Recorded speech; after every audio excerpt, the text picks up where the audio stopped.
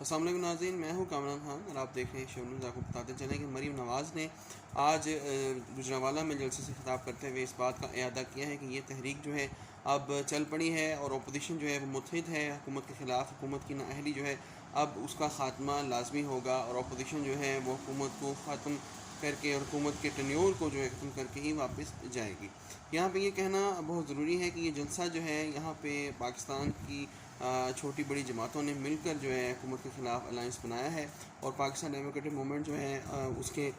Plate form سے یہ جو ہے جلسہ کیا گیا ہے۔ جمعہ کا روز آج مریم نواز جو ہے جمعہ کی نماز کے بعد 2 بجے روانہ ہوئی رائیونڈ سے اور رات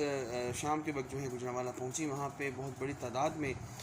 ورکرز جو ہے موجود تھے اور یہاں بھی یہ کہنا بڑا ضروری ہوگا کہ اگر اس وقت جو ہے اپوزیشن نے اپنی تحریک کو مضبوطی کے ساتھ نہ چلایا تو گورنمنٹ جو ہے وہ اپنی تمام تر